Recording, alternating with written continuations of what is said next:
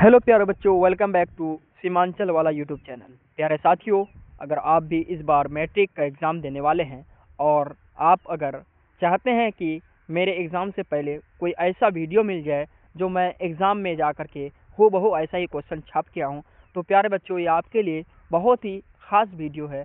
क्योंकि आपके एग्ज़ाम की दृष्टि से, आपके एग्ज़ाम को देखते हुए मैं ये वीडियो लेके आया हूँ। जो क्वेश्चन मैं यहाँ पे कराऊँगा, यही क्वेश्चन हूबहू आपके मैट्रिक एग्ज़ाम में पूछे जाएंगे।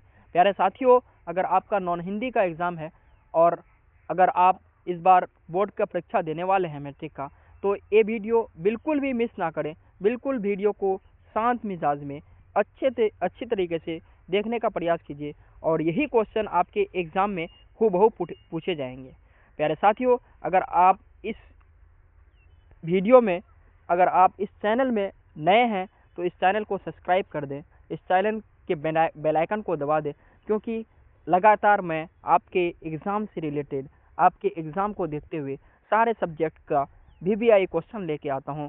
और अगर आपके दोस्त यार में से कोई भी अगर बोर्ड परीक्षा की तैयारी कर रहा है या इस बार देने वाले हैं, तो उसको ये वीडियो ज़रूर शेयर करें और अपने व्हाट्सएप ग्रुप, इंस्टा ग्रुप के इसमें ज़रूर शेयर करें, क्योंकि आपके वजह से दूसरे का भी भला हो सके।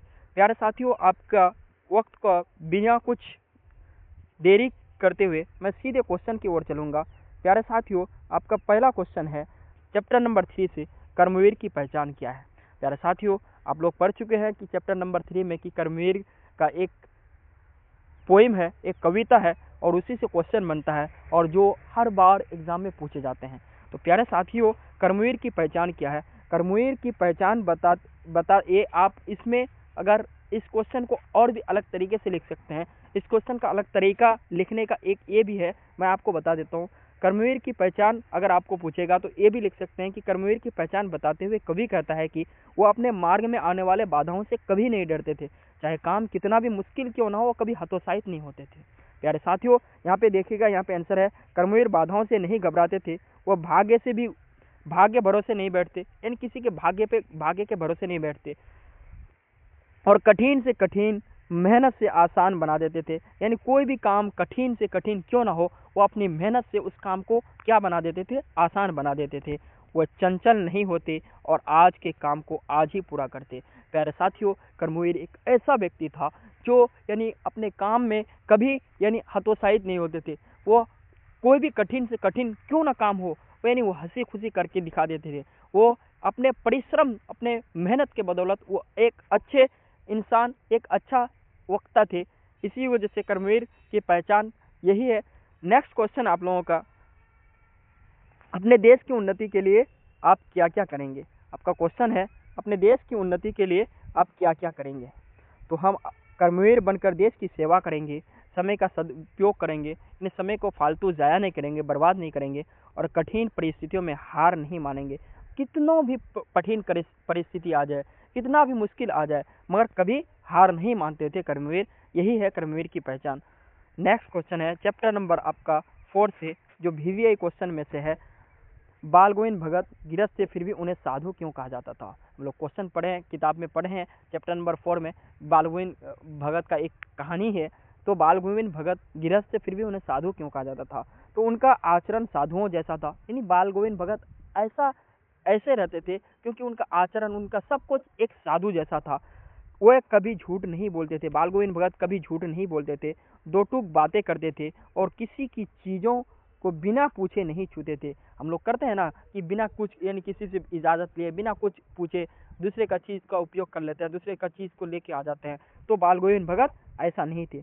वह अपनी उपज का सारा हिस्सा कबीर पंथ के मठ में अपतित कर देते थे। यानी वो जितना भी, यानी उसके खेत में अगर जितना भी कोई भी धन होता था, वो सारा धन पहले यानी कबीर के यानी जो कबीर पंथ है उसके इसमें मठ में लेके जाता।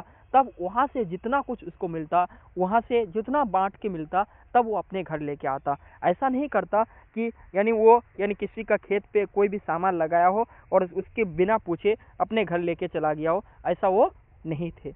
नेक्स्ट क्वेश्चन है, बेटे की मृत्यु पर भगत जी ने अपनी भावनाएं किस प्रकार व्यक्त की? यानी उसका जो बेटा मर गया था तो अपनी भावनाएं किस प्रकार व्यक्त की? उन्होंने रोने के बजाय उत्साह मनाने को कहा। यानी वो यानी उनकी यानी जो उनके बेटे की जो पतो हुई है, जो उसकी यानी पत्नी थी, वो रो रही थी, तो उसने बोला कि रोने का बजाय उत्साह मनाने के लिए बोला। उन्होंने कहा आत्मा परमात्मा के पास चली गई है, जो यानी वीरहीनी का अपने प्रेमी से मिलते हैं। यानी इसका मतलब ये होता है कि आत्मा परमात्मा के पास चली गई है, और यानी कोई भी यानी उससे हम रोने के बजाय उसके लिए हम कुछ यानी उसके साक्ष्य में उसको अच्छे रहने के लिए हम कुछ दुआ करें। यही वो कर्मवीर कहते थे, सॉरी बाल गोविंद भगत कहते थे।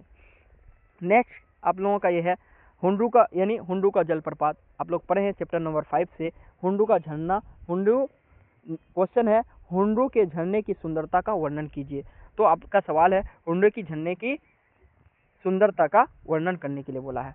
ये झरना स्वर्ण रेखा नदी पर स्थित है। इसकी ऊंचाई 243 फीट है। इसका पानी दूध की तरह सफेद और झागदार दिखता है, जो देखने में अत्यंत मनोरम है। यानी हुंडरू का पानी 243 फीट से इतना नीचे गिरता है कि यानी उसको देखने में इतना नज़ारा इतना अच्छा देखने को लगता है कि ऐसा लगता है कि कहाँ से ये गिरता है। इस क्वेश्चन का एक अलग तरीके से भी आंसर दे सकते हैं, जो मैं आपको बता रहा हूँ। अगर आप लिख सकते हैं तो कॉपी में लिख सकते हैं कि आपको पूछा जा सकता है कि हुंडरू का झरना कैसे बना। तो यानी जिस प्रकार नदी पहाड़ को पार करने की चेष्टा में पहाड़ पर चढ़ती है, तब वहां जाकर के नदी की कई धाराएं बन जाती है। जब सारे धाराएं एक होकर के नीचे गिरता है, तो एक विचित्र दृश्य का निर्माण होता है, जिसे हम लोग हुंडरू का झरना बोलते हैं या हुंडरू का झरना बोलते हैं। यही है, आप लोग ऐसे भी क्वेश्चन का जवाब दे सकते हैं। नेक्स्ट क्वेश्चन है सिरचन को लोग कामचोर क्यों समझते थे। आपका यानी चैप्टर नंबर 7 का VBI क्वेश्चन है सिरचन को लोग कामचोर क्यों समझते थे। यानी सिरचन एक कलाकार था, वो केवल अपनी मर्जी से काम करता था। जब उसे मजदूरी में केवल खाना मिलता था और काम में टोका टोकी होती थी, तो वो काम छोड़ देता था। इसीलिए लोग काम चोर कहते थे। यानी सिरचन को काम चोर लोग इसलिए कहते थे क्योंकि यानी अगर उसको अगर कोई भी कुछ अगर बोल दे तो वो सीधा काम छोड़ देता था। अगर उसको कोई चीज़ के बारे में टोक दे तो सिरचन सीधा काम छोड़ देता था। उसके लिए सिरचन का आप लोग चैप्टर पढ़े हैं। सिरचन को अच्छे अच्छे खाने पसंद थे। सिरचन को ज़्यादा से ज़्यादा स्वादिष्ट भोजन पसंद थे। उसको जितना खिलाइएगा उतना वो अच्छा ये काम आपको करके देगा। यानी वो शीतल पार्टी यानी इस चैप्टर में पढ़े हैं कि शीतल पार्टी में किसी का शादी हो रहा है, उसके लिए शीतल पार्टी बनाने के लिए गया था। तो इसके लिए वो एक दिन अपने इससे यानी जर्दा मांगा था। तो उसके लिए एक यानी उसके बहू ने यानी उसको दो टूक बातें कह दी थी, तो उसने काम छोड़ करके चला गया था। जब यानी वो यानी जब स्टेशन पे सिरचन ने क्या किया, यानी वो जब घर जा रही थी तो सिरचन ने उसके लिए यानी उसका जो भी सामान बनाने के लिए बोला था, सारा सामान सिरचन बना करके ला करके उसको देता है। तब वो लोग सब कोई फिर क्या हो जाता था, खुश हो जाता था। स्टेशन पे लेके गया था। नेक्स्ट क्वेश्चन है आपका सिरचन ने मानू दीदी को विदा करते समय क्या उपहार दिया। यानी सिरचन मानू के लिए ही वो यानी कोई भी सामान बनाने के लिए सिरचन को यानी बुलाया था। तो सिरचन रेलवे स्टेशन पे जाकर के ये उपहार देता है। तो क्या दिया था, उसने शीतल पार्टी चीक और रंगीन कुर्सियां मुफ्त में भेंट की। यानी यही कुर्सियां ये शीतल पार्टी यानी उसको यानी मानू को यानी ये क्या किया था, भेंट किया था, यानी उसको दिया था, जो उसकी ममता और कलाकार के स्वाभिमान को दर्शाता है। यानी ये सिरचन के ममता और उसके कलाकारिता को ही दर्शाता है। क्योंकि सिरचन ऐसा कलाकार था कि सिरचन के बिना किसी को बुलाता नहीं था, क्योंकि शीतल पार्टी बनाने के लिए। क्योंकि सिरचन एक ऐसा कलाकार था कि ऐसे बनाता था कि लोग उसी को ही क्या करते थे, पसंद करते थे। नेक्स्ट क्वेश्चन है आप लोगों का चैप्टर नंबर 8 से बच्चों की दुआ। यानी बच्चे चैप्टर नंबर 8 है बच्चों की दुआ। तो इसमें से क्वेश्चन है बच्चे अल्लाह से क्या दुआ मांगते हैं। यानी बच्चे अल्लाह से क्या दुआ मांगते हैं।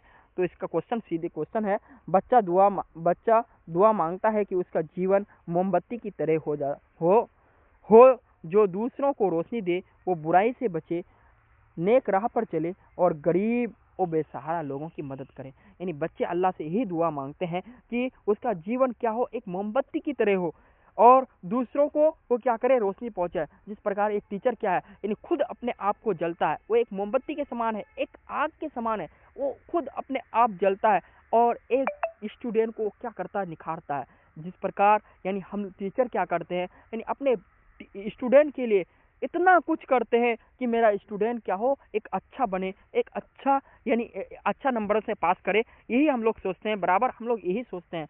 इसीलिए उसी प्रकार क्या यानी बच्चे क्या करता है, अल्लाह से यही दुआ मांगता है कि मेरा जीवन एक मोमबत्ती की तरह हो, मैं दूसरों की सदा क्या करूं, यानी भला करूं और बुराई से बचूं। नेक्स्ट क्वेश्चन है आपका चैप्टर नंबर 9 से। चैप्टर नंबर 9 से आपका सम्राट अशोक ने युद्ध करना क्यों छोड़ दिया, यानी सम्राट अशोक ने युद्ध करना क्यों छोड़ दिया था, उसके यानी आगे में कलिंग की महारानी जो युद्ध करने के लिए आई थी, तो उसके साथ वो युद्ध क्यों नहीं किया था, क्यों छोड़ दिया था, क्यों इग्नोर किया था। तो कलिंग की राजकुमारी पद्मा और उसकी वीरांगना सेना से सामने आने पर अशोक का हृदय परिवर्तन हो गया। उन्होंने प्रतिज्ञा की कि वे अब कभी शस्त्र नहीं उठाएंगे और अहिंसा का पालन करेंगे। यानी वो उसके सामने में जो कलिंग की महारानी जो राजकुमारी पद्मा यानी उसके सामने आई, तो उसने अपने आप को शपथ लिया कि मैं अपना शस्त्र गिराता हूँ और मैं कभी युद्ध नहीं करूंगा और मैं कभी किसी के ऊपर यानी शस्त्र नहीं उठाऊंगा। यही उसने क्या किया, अपने आप में ये किया था ना। नेक्स्ट क्वेश्चन आप लोगों का यानी चैप्टर नंबर यानी 10 से जो पूछा जाता है, चैप्टर नंबर 10 है ईर्ष्या तू ना गई मेरे मन से। इसका क्वेश्चन है ईर्ष्या का सकारात्मक और नकारात्मक पक्ष क्या है। मैं ये जो आप लोगों को क्वेश्चन करा रहा हूँ, ये सारे VBI क्वेश्चन है, ये सारे एग्जाम में पूछे जाने वाले, बार बार एग्जाम में जो क्वेश्चन पूछे जाते हैं वही क्वेश्चन मैं आपको कराता हूँ, क्योंकि ये क्वेश्चन हर साल पूछे जाते हैं। तो इसका ये आंसर है, नकारात्मक पक्ष ये है कि ईर्ष्यालु व्यक्ति अपनी खुशियों का आनंद नहीं ले पाता है। सकारात्मक पक्ष ये है कि स्पर्धा यह है कि व्यक्ति को आगे बढ़ने की प्रेरणा देती है, बरसते वो दूसरों के बशर्ते वो दूसरों को नुकसान ना पहुंचाए। यानी लोग यानी सकारात्मक इसका पक्ष ये है कि यानी ये आगे बढ़ने की क्या करता है, प्रेरणा देता है। और नकारात्मक पक्ष ये है कि यानी ईर्ष्यालु व्यक्ति अपनी खुशियों से आनंद नहीं उठा पाता है और दूसरों की खुशियों से क्या करता है, जलता है। ये ईर्ष्या तू ना गई मेरे मन से एक क्वेश्चन है, इसमें एक वकील साहब है, वकील साहब के बगल में जो बीमा एजेंट है, उसके बीमा एजेंट की तरक्की से वो क्या करता था, जलता था, क्योंकि उस वकील साहब को अल्लाह ताला ने सब कुछ दे रखा था, फिर भी वकील साहब दूसरों की वृद्धि से जलते थे। यही क्वेश्चन है कि यानी दूसरों से जलने के बजाय अपने आप में अल्लाह ताला ने अपने आप को जो दिया है उसका सही फायदा, उसका भरपूर फायदा उठाए, ना कि दूसरों के इससे जले। प्यारे साथियों, अगर आप लोगों को ये वीडियो अच्छा लगा है तो इस वीडियो को लाइक, कमेंट एंड शेयर करना ना भूले। प्यारे साथियों, अगर आपको ये वीडियो पसंद आता है तो वीडियो को दूसरों तक भी भेजें, अपने फ्रेंड तक भेजें। आप अगर इस चैनल पे नए हैं तो चैनल का जरूर सब्सक्राइब करें। प्यारे साथियों, अगर आपको ये पीडीएफ की अगर ज़रूरत है तो ये पीडीएफ मैं आपको व्हाट्सएप के जरिए, इंस्टा के जरिए मैं ये पीडीएफ दे सकता हूं। अगर आप मुझे इंस्टा में फॉलो करने चाहते हैं तो इंस्टा में भी आप लोग फॉलो कर सकते हैं। इंस्टा का भी ये है आईडी है सीमांचल वाला, आपको मैं लिख के देता हूं,